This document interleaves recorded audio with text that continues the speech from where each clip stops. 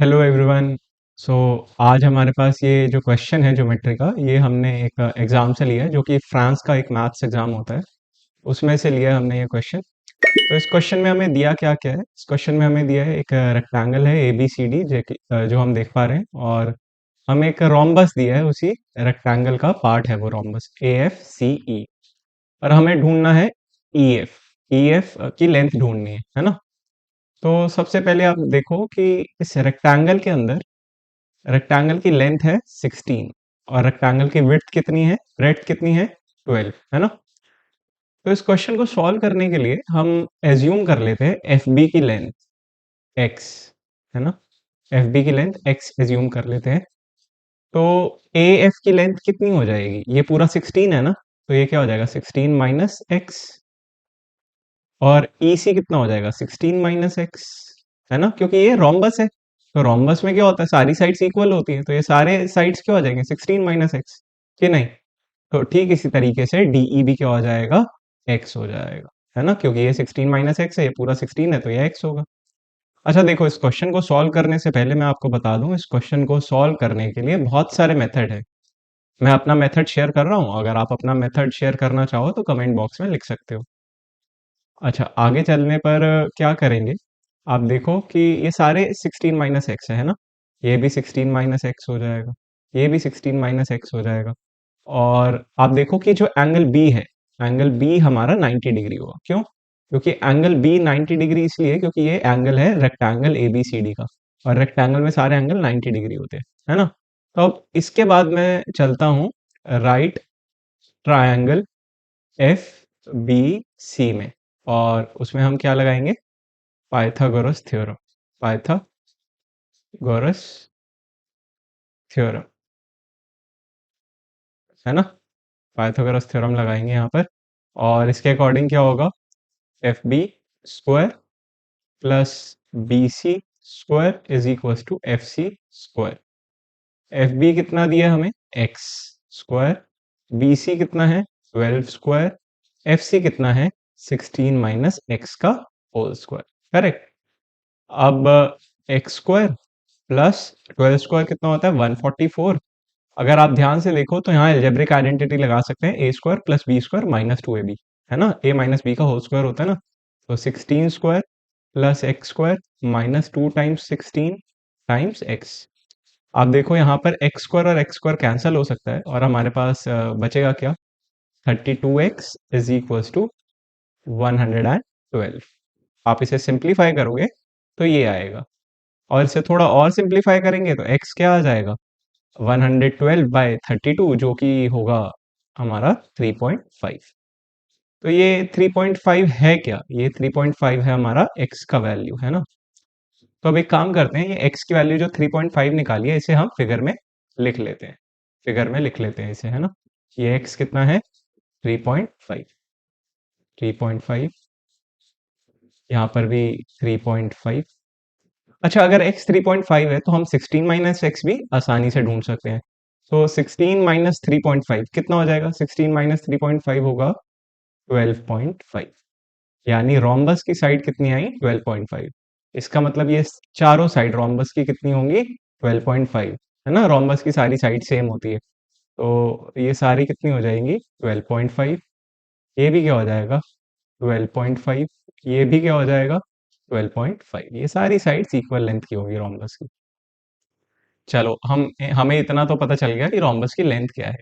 पर ईएफ क्या है, ईएफ आप देख रहे हो कि रोम्बस का जो है डायगोनल है, हमें रोम्बस का डायगोनल ढूंढना है ना। देखते हैं इसे आगे और कैसे सॉल्व कर सकते हैं। जैसा कि मैंने पहले कहा, मैं फिर से रिपीट करूंगा, इस क्वेश्चन को सॉल्व करने के बहुत सारे मेथड हो सकते हैं। मैं अपना मेथड शेयर कर रहा हूँ, आप अपना मेथड कमेंट बॉक्स में शेयर कर सकते हो। तो आगे बढ़ने से पहले मैं थोड़ा सा कंस्ट्रक्शन वर्क करूंगा, देखते हैं वो कंस्ट्रक्शन वर्क क्या है। मैं एक परपेंडिकुलर ड्रॉ कर लेता हूँ ई पॉइंट से, मैं पॉइंट ई से परपेंडिकुलर ड्रॉ कर लेता हूँ ए बी पर, है ना। तो सबसे पहले तो मैं ये कर लेता हूँ, एक परपेंडिकुलर ड्रॉ करा मैंने, और इस पॉइंट को जहाँ पे ये परपेंडिकुलर है, उसे मैं मार्क कर लिख लेता हूँ पॉइंट जी, ये परपेंडिकुलर है ना। ये एक परपेंडिकुलर हुआ। ठीक है, आगे चलते हैं अब मैं एक और कंस्ट्रक्शन करूँगा। क्या? हम कंस्ट्रक्ट करेंगे ईएफ। ईएफ की लेंथ ढूँढनी है तो ईएफ को बना भी लेते हैं, है ना? ईएफ को बना भी लेते हैं।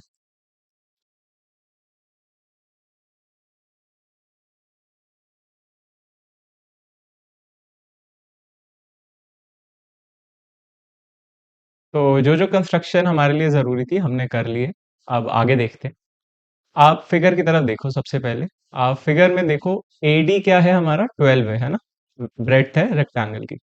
अगर आप ध्यान से देखो तो एजीईडी एजीईडी भी एक छोटा-सा रेक्टेंगल बन गया, है ना? अगर एक रेक्टेंगल बन चुका है ये और डीई 3.5 है, तो एजी कितना हो जाएगा? 3.5 है ना? एजी भी कितना हो जाएगा? 3.5। अब इसके बाद मैं कोशिश करूँगा ढूँढने की जीएफ को। जीएफ को ढूँढने की कोशिश करते हैं। जीएफ को कैसे ढूँढा जा सकता है? एएफ माइनस एजी। एएफ कितना है हमारे पास? एएफ कंप्लीट था हमारा 12.5। रोम्बस की साइड थी ना ये, माइनस एजी। एजी हमने कितना निकाला? 3.5। यानी जीएफ निकल कर आएगा 9। जीएफ क्या निकल कर आएगा? 9। तो एक काम करते हैं, इस जीएफ को भी मैं मार्क कर लेता हूँ फिगर में। जीएफ को मार्क कर लेते हैं फिगर में। जीएफ कितना आ रहा है? 9। और थोड़ा सा आप रफली कैलकुलेट करके देखो, AG plus GF plus FB 3.5 plus 9 plus 3.5 कितना हुआ? 16 है ना? और सही भी है, 16 आना भी चाहिए क्योंकि 16 ही तो लेंथ है रेक्टेंगल की। ठीक है, आपको यहाँ तक समझ आया? जीएफ निकाला मैंने। अब इसके बाद क्या करेंगे? अब मैं इसके बाद यूज करने वाला हूँ राइट ट्रायंगल ईजीएफ का। अब मैं राइट ट्रायंगल ईजीएफ का यूज करूंगा। अब आप चाहे इसमें पाइथागोरस थ्योरम लगाओ या फिर पाइथागोरन ट्रिपलेट, उससे फर्क नहीं पड़ता, आंसर सेम आएगा। तो मैं थोड़ा इजी बनाने के लिए, जिनको नहीं पता पाइथागोरन ट्रिपलेट, उनके लिए मैं पाइथागोरस थ्योरम यूज कर लेता हूँ, है ना? Pythagoras theorem. तो पाइथागोरस थ्योरम के अकॉर्डिंग क्या होगा?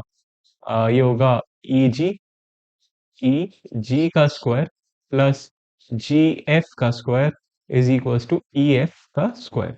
अब ई जी कितना है मेरे पास? ई जी, अच्छा, ई जी को फिर से फिगर में देख लो आप। ई जी एक रेक्टेंगल का पार्ट है। ए जी ई डी मैंने बताया रेक्टेंगल है, तो जी ई भी 12 हो जाएगा। अगर ये 12 है तो ये भी 12 हो जाएगा, है ना, रेक्टेंगल की तरह। तो ई जी कितना हो जाएगा? 12 square plus G F. G F कितना है? 9 square is equals to E F square. अब आप इसे सॉल्व करोगे तो आपके पास निकल कर आएगा ई एफ कितना? ई एफ निकल कर आएगा 15। ठीक है, तो ये हमारा एक फाइनल आंसर है। E F is equals to 15। और जो लोग इसे पाइथागोरन ट्रिपलेट से निकालना चाहते हैं वो पाइथागोरन ट्रिपलेट से भी निकाल सकते हैं, उनको ये कैलकुलेशन करने की जरूरत नहीं है। तो पाइथागोरन ट्रिपलेट में क्या होता है देखते हैं। पाइथागोरियन ट्रिपलेट,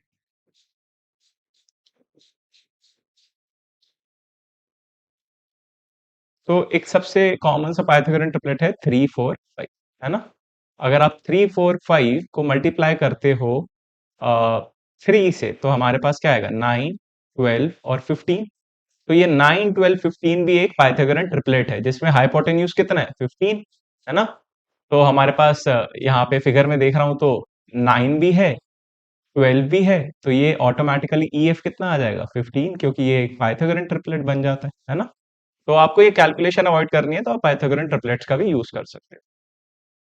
तो हमारा फाइनल आंसर बेसिकली है क्या? हमारा फाइनल आंसर है E F is equals to 15। जो ई एफ की लेंथ है वो 15 आ रही है हमारी। आई होप आपको सॉल्यूशन समझ आया होगा। अगर आपको सॉल्यूशन अच्छा लगा तो वीडियो लाइक करना, चैनल सब्सक्राइब करना और फ्रेंड्स के साथ शेयर भी करना। Thank you.